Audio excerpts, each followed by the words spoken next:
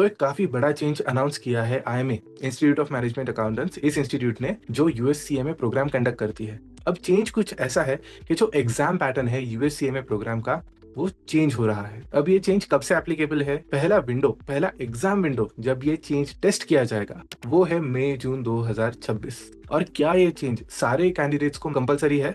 Well the answer is no. पहला window मई-जून 2026, इस विंडो में सारे कैंडिडेट्स के लिए, चाहे वो सीएमए पार्ट 1 देने जा रहे हो या सीएमए पार्ट 2 देने जा रहे हो, इन स्टूडेंट्स के लिए ऑप्शनल रहेगा ये चेंज। मतलब अगर स्टूडेंट्स चाहे तो वो पुराने पैटर्न के हिसाब से एग्जाम दे सकते हैं या फिर नए पैटर्न के हिसाब से भी एग्जाम दे सकते हैं। लेकिन उसके बाद जो विंडो आता है सितंबर-अक्टूबर 2026, इस विंडो में ये चेंज सारे कैंडिडेट्स के लिए कंपल्सरी रहेगा।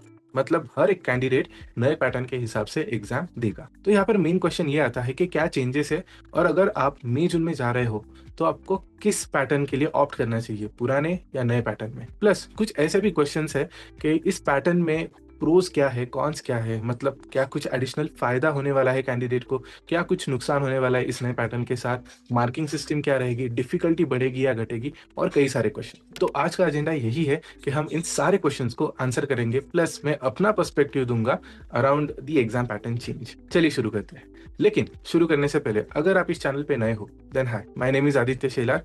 मैं फाउंडर एंड सीईओ हूँ फिंस्टीड एजुकेशन में, जहाँ पर मैं खुद यूएससीए में पढ़ाता हूँ। मैंने 6 से 7 साल कॉर्पोरेट में स्पेंड किए, जहाँ पर मैंने डॉइच बैंक, एफआईएस, वॉटफिक्स एंड केपीएमजी जैसे कंपनीज में काम किया है in finance, strategy and sustainability domain. अब मैं एक मिशन पे हूँ जहाँ पर मैं हर एक फाइनेंस एंथुजियास्ट को हेल्प करता हूँ, गाइड करता हूँ, मेंटोर करता हूँ to build a successful career in finance. Do subscribe to the channel. और अगर आप एक कैंडिडेट हो जो यूएससीएमए या एसीसीए परस्यू करना चाहता है, and if you need guidance from my and, आप मुझसे डायरेक्टली कॉन्टैक्ट कर सकते हो अगर आपको कुछ गाइडेंस या मेंटरशिप चाहिए हो तो। चलिए शुरू करते हैं।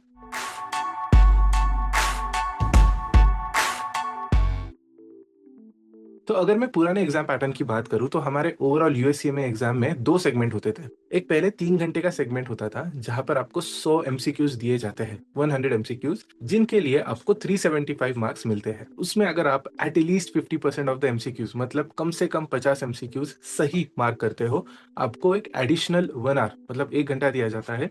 उसमें आपको 2 ऐसे टाइप ऑफ क्वेश्चंस दिए जाते थे। अब ये जो 2 ऐसे टाइप ऑफ क्वेश्चंस है, इसका फॉर्मेट कुछ ऐसे होता था कि एक बड़ी सी स्टोरी आती थी और उस स्टोरी के हिसाब से कुछ सब क्वेश्चंस आते थे। मतलब आप अपने स्कूल लाइफ में जो इंग्लिश कॉम्प्रिहेंशन आता था, उससे थोड़ा बहुत रिलेट कर सकते हो।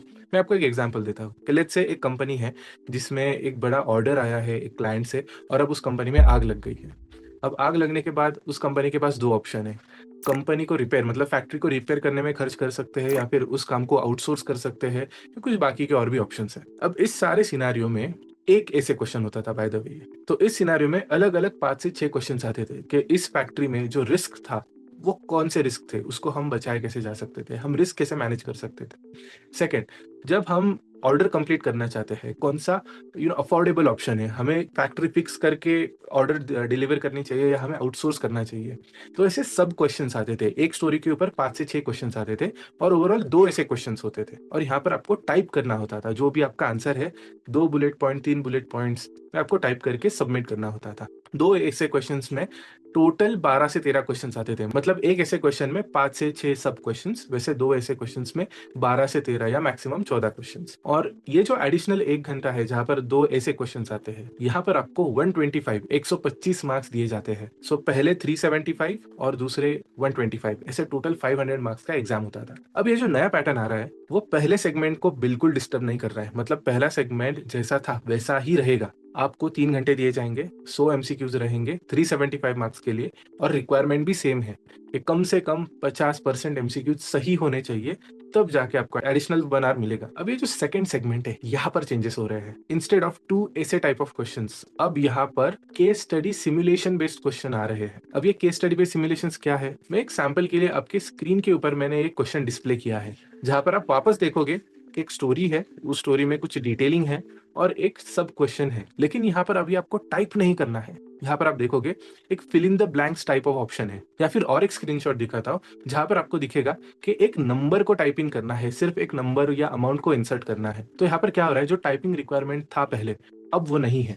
अब आपको सीधा आंसर इंसर्ट करना है। अब ये क्यों हो रहा है, इसके पीछे का एजेंडा या ऑब्जेक्टिव क्या है, ये मैंने आईएमए ऑफिसर्स को पूछा था, और मुझे जो रिस्पॉन्स मिला था वो कुछ ऐसा था कि जब सीएमए प्रोग्राम बनाया गया था, उसका ऑब्जेक्टिव राइटिंग एबिलिटी को टेस्ट करना नहीं था, उसके लिए अलग एग्जाम्स है। सीएमए का पर्सपेक्टिव था कि जब कोई फाइनेंशियल मैनेजमेंट की बात आए, मैनेजमेंट अकाउंटेंट की बात आए, या एक ओवरऑल स्किल सेट जो एक फाइनेंस प्रोफेशनल के पास चाहिए, वो स्किल सेट टेस्ट होना चाहिए एक्चुअली। तो जो टाइपिंग रिक्वायरमेंट था वो अब जाना चाहिए। सेकंड आंसर मुझे ये मिला, या मेरा एक हाइपोथेसिस है रादर, कि जब आप टाइप करते हो ना, उसे मैन्युअली चेक करना पड़ता है। और जब मैनुअल इंटरवेंशन आता है ना, तो दो चीजें होती है। एक होता है बायस। एक एग्जामिनर, शायद, मैं शायद की बात कर रहा हूँ, अगर अच्छे मूड में हो तो आपको ज्यादा मार्क्स मिलेंगे, मूड अच्छा नहीं है तो शायद कम मार्क्स मिलेंगे। ये पहला प्रॉब्लम होता है। दूसरा, मैनुअल इंटरवेंशन में ना जो टाइम लगता है चेकिंग के लिए, वो भी बढ़ता है। और अगर आप इस नए सिस्टम को ऑब्जर्व करोगे, यहाँ पर डायरेक्ट आंसर की जरूरत है, एक नंबर की जरूरत है, एक स्पेसिफिक टर्म की जरूरत है। तो जब आप ये नंबर्स इंसर्ट करोगे, मशीन ऑटोमेटिकली उसे चेक कर सकता है ये सही है या नहीं। और यहाँ पर अगर आपको डाउट आए कि सर मैंने आंसर दे दिया, लेकिन मुझे आंसर के बाद अगर मैंने एक की जगह 2 डेसिमल्स डाल दिए तो गलत तो नहीं हो जाएगा, मशीन चेक कर रहा है, तो यहाँ पर फॉर्मेट रिक्वायरमेंट दिखाया जाएगा। अगर फॉर्मेट रिक्वायरमेंट बोल रहा है कि एक ही डेसिमल पॉइंट इंसर्ट करो, तो आपको टाइप करते हुए बस एक ही डेसिमल पॉइंट इंसर्ट करना है। तो यहाँ पर जैसे ही मैनुअल बायस या इंटरवेंशन की वजह से जो बायस आता है, और दूसरा जो टाइम डिले हो रहा है, वो अब एक्सपेक्टेड है कि कम रहेगा। नेक्स्ट इंपॉर्टेंट पॉइंट, अब टोटल कितने क्वेश्चंस आ सकते हैं, ये भी एक फ्रीक्वेंटली आस्क्ड क्वेश्चन है। अब अगला मेन क्वेश्चन ये है कि यहाँ पर कितने क्वेश्चंस एक्सपेक्टेड है। वेल, जो एडिशनल 1 आवर रहेगा आपके पास, उसके हिसाब से पहले हमें 12 से 13 या ज्यादा से ज्यादा 14 सब क्वेश्चंस आते थे। तो उसी फॉर्मेट में मेरा एक्सपेक्टेशन यही है कि शायद आपको 2 से 3 सिमुलेशन बेस्ड क्वेश्चन आ सकते हैं, अगर उसमें 4 से 5 सब क्वेश्चंस रहेंगे।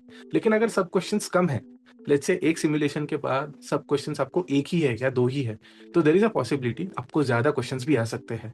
तो यहाँ पर we don't have a clarity yet, लेकिन एक्सपेक्टेशन यही है कि जितना फेयर टाइम लगता है, 1 आवर लगता है क्वेश्चन सॉल्व करने के लिए सिमुलेशन बेस्ड, उतना टाइम आपको जरूर दिया जाएगा। माई एक्सपेक्टेशन इज कि 10 से 12 क्वेश्चन हो सकते हैं। यहाँ पर 4 से 5 सिमुलेशन बेस्ड क्वेश्चन हो सकते हैं, जिसमें 2 से 3 सब क्वेश्चन रहेंगे। This is my expectation. आगे पीछे हो सकता है। और एक क्वेश्चन, कि अब डिफिकल्टी बढ़ रही है कम हो रही है।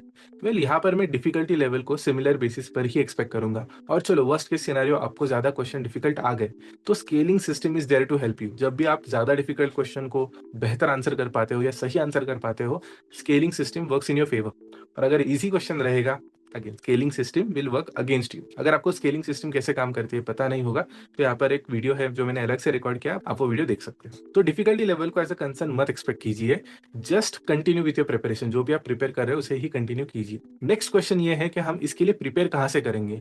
तो यहाँ पर 2 मेजर स्टेक होल्डर्स है। एक है आपका स्टडी मटेरियल प्रोवाइडर। अभी फिनस्ट्रीट में we have tied up with Hock International. तो यहाँ पर हॉक पब्लिकेशन ने ऑलरेडी इसके ऊपर काम स्टार्ट कर दिया है, टू क्रिएटिंग सच क्वेश्चंस, ताकि हम प्रैक्टिस कर सके और बेटर ट्रेन रहे। ये रहा पहला पार्ट। दूसरा मेजर स्टेक होल्डर है आईएमए। तो आईएमए ने भी अपना काम स्टार्ट कर दिया है around drafting a new support package.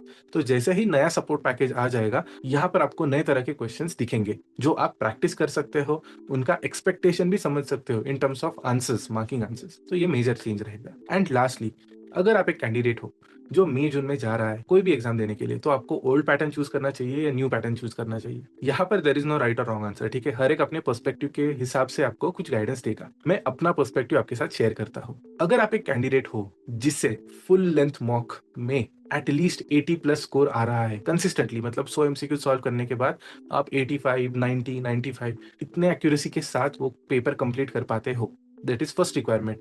दूसरा, अगर आपका कोई भी पेपर कंप्लीटेड नहीं है, जैसे पार्ट 1 भी बाकी है, पार्ट 2 भी बाकी है, और आप अपना पहला एग्जाम देने जा रहे हो मई जून में, in that case you can consider going for the new pattern. आप नए पैटर्न के साथ आगे जाना कंसिडर कर सकते हो। इसके मैं 2 रीजन बताता हूँ। सबसे पहले, आपके पास रिस्क एपेटाइट ज्यादा है। सी 375 मार्क्स ऑलरेडी एमसीक्यू के लिए है। यहाँ पर अगर आप 80-85% एक्यूरेसी के साथ सॉल्व कर रहे हो, तो you are already in a good space, safe space, आपका बढ़िया स्कोर आ जाएगा। दूसरा है कि आप इसके बाद जो भी पेपर देने जाओगे मई जून के बाद, सितंबर अक्टूबर हो या अगला जैन फेब हो, आपको नए पैटर्न में कंपलसरी देना है। तो अगर आप ऑलरेडी नए पैटर्न में एग्जाम दे देते हो, आप अगले एग्जाम के लिए कंफर्टेबल हो जाओगे। आपका रिस्क एपेटाइट ज्यादा है, आपके पास आगे और एक पेपर बाकी है। इन 2 रीजंस की वजह से आप कंसिडर कर सकते हो कि नए पैटर्न के साथ आगे जाना है। सेकंड, अगर आपकी एक्यूरेसी कम है, मतलब 70 to 80% के बीच में आपकी फुल लेंथ मॉक की एक्यूरेसी है, या फिर आपका एक पेपर कंप्लीट हो गया है, अभी आखिरी पेपर बचा है, इन दैट केस आप ओल्ड पैटर्न देना कंसिडर कर सकते हो। क्योंकि आखिरी पेपर बचा है, आप कॉन्फिडेंटली जाके पेपर कंप्लीट करके सीए में बन जाओगे। या फिर दूसरा ये एक्सपेक्टेशन है कि ऑलरेडी आपकी एक्यूरेसी कम है, तो आपके पास रिस्क एपेटाइट ज़्यादा नहीं है। So it is always better कि जो चीज़ आपको पता है, जिसके लिए आप ज़्यादा प्रैक्टिस करके जा सकते हो, वो एग्ज़ाम पैटर्न आपके लिए ज़्यादा कंफर्टेबल या सूटेबल रहेगा, रादर दैन कुछ कंप्लीटली न्यू एक्सपेक्ट करना। यहाँ पर स्ट्रेस या एंग्ज़ायटी का भी एक कंसर्न होता है जब आप कंप्लीटली एक नया एग्ज़ाम पैटर्न देने जा रहे हो। तो यहाँ पर मेरा यही एक सब्जेक्टिव सजेशन रहेगा, इन हिसाब से आप जा सकते हो। अगर आपका एक्यूरेसी अच्छा है, पहला पेपर है, go for the new pattern. अगर आपका एक्यूरेसी थोड़ा कम है या फिर आपका एक ही पेपर बचा है, तो आप ओल्ड पैटर्न में देके कंप्लीट कर सकते हैं। और हाँ, और एक इम्पोर्टेंट पॉइंट, एक इंटरेस्टिंग चीज़ जो मैंने ऑब्ज़र्व की है, पहले जब आप ऐसे टाइप ऑफ क्वेश्चंस लिखते थे, you used to type out the question, वहाँ पर स्कोप ये था कि अगर आपको आंसर एग्ज़ैक्टली नहीं पता, लेकिन पार्शियली पता है, तो आप वो लिख पाते थे एंड एक्सपेक्टेशन यही था कि उसके लिए आपको पार्शियल मार्क्स मिल जाएँगे। लेकिन यहाँ पर अब एक बाइनरी सिस्टम आ गई है, या तो आपका आंसर सही है या फिर गलत है, तो या फिर आपको फुल मार्क्स मिलेंगे या फिर बिल्कुल मार्क्स नहीं मिलेंगे। वो एक इंटरेस्टिंग चेंज मैंने ऑब्ज़र्व किया है। सेकंड इंटरेस्टिंग अगर मैं ऑब्ज़र्वेशन बताऊँ, तो बाकी के जो एग्ज़ाम्स हैं, इंटरनेशनल एग्ज़ाम्स, चाहे वो सीमा हो, चाहे वो सीपीए हो, चाहे वो बाकी के कुछ एग्ज़ाम्स हो, यहाँ पर ऑलरेडी ये सिमुलेशन टाइप क्वेश्चंस अडैप्ट किए गए थे। आई एम हैप्पी टू सी कि सीएमए ने भी अब ये फॉर्मेट अडैप्ट किया है। इसके पीछे का रीज़न मैं बताता हूँ।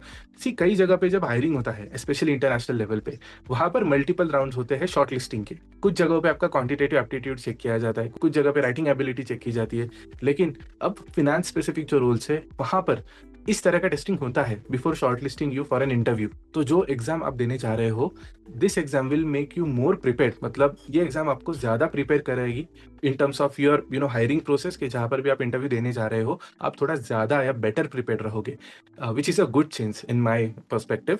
लेकिन आपको इस चेंज के बारे में क्या लग रहा है, आप कमेंट सेक्शन में ज़रूर मेंशन कर सकते हो। अगर आपके पास कोई डाउट्स, क्वेरीज, कंसर्न्स जो भी है, please mention it in the comment section. मैं खुद आके आपके क्वेश्चंस को आंसर करूंगा। वीडियो देखने के लिए थैंक यू। अगर आपको कुछ सीखने के लिए मिला, आपके क्वेरीज रिजॉल्व हो गए, तो do press thumbs up button. अगर आप इस चैनल पे नए हो, then do subscribe. Thank you for watching. As usual, I will see you in the next one. मैं आपको अगले वीडियो में मिलता हूँ। Bye. Oh, can I see you